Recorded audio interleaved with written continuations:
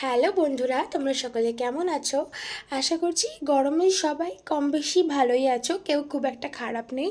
তবে সবাই যদি কেউ ওয়ার্কিং ওম্যান হয়ে থাকো বা ওয়ার্কিং ম্যান হয়ে থাকো, তাহলে চেষ্টা করবে একটুখানি প্রোটেকশান দিয়ে রাস্তাঘাটে চলাফেরা করার। আর অবশ্যই সানগ্লাস, টুপি, আরও যা যা নেসেসারি সেগুলো ব্যবহার করবে। আর বেশি করে জল খাবে আর একটু সাবধানে থাকবে। আর আজকে আমার ছুটি আছে, তো অনেক দিন পরে তোমাদের সাথে একটা মিনি ব্লগ মতোই শেয়ার করব।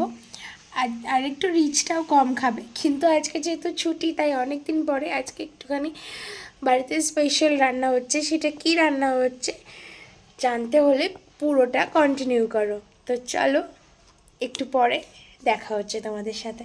তো আজকে যেহেতু ছুটি আছে তাই জন্য আমি মাকে একটু হেল্প করতে রান্নাঘরে গেছিলাম। আজকে যে স্পেশাল মেনুটা হবে তার জন্য একটু সবজি কাটাকাটি করছিলাম। আশা করছি দেখে বুঝতে পারছো তোমরা যে আজকে কি মেনুটা হতে চলেছে।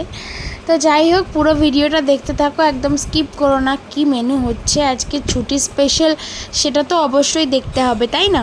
তো যাই হোক, আমি সবজি কাটছিলাম, তারপরে হঠাৎ দেখি আমার মুঙ্কু বুড়ি ঘুম থেকে চলে এসছে উঠে।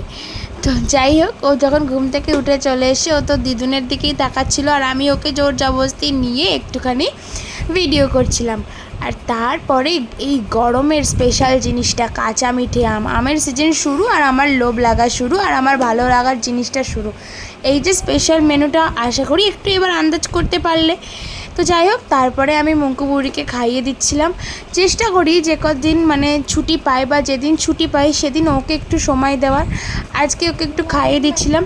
ও আজকে খাচ্ছিল ভাত আর মাটন। হ্যাঁ, ও হয়তো আমাদের মতো ঝাল ঝাল মাটন খাবে না, তাই জন্য ওর জন্য ওর মতো করে মাটন বানানো হয়েছিল। আমরা যেটুকু যা খাই ওকেও সব রকম দেওয়ার চেষ্টা করি। তো ফাইনালি সব কিছু রেডি হয়ে গেল। 1 2 3 করে আমি খুলে ফেললাম আজকের show stopper fried rice and show stopper মাটনের লাল লাল ঝোল। আর ছিল এই গরমের স্পেশাল আমের চাটনি। উফ, সেই ব্যাপার। আজকের খাওয়া দাওয়াটা অনেক দিন পরে একটু সেই হয়েছিল। হ্যাঁ, তাড়াহুড়োর চোটে ফ্রাইড রাইসে কাজু দিতে ভুলে যাওয়া হয়েছিল ঠিকই, কিন্তু তবুও ফ্রাইড রাইসের খাসির মাংসটা সেই খেতে হয়েছিল, জাস্ট দারুণ খেতে হয়েছিল। তো যাই হোক, খাওয়া দাওয়া হয়ে যাওয়ার পরে আমি আর আমার মুঙ্কু পাখি মিলে একটুখানি আমাদের টাইম স্পেন্ড করছিলাম। দুজনে শুয়ে শুয়ে খেলা করছিলাম, দুজন দুজনকে আদর করছিলাম।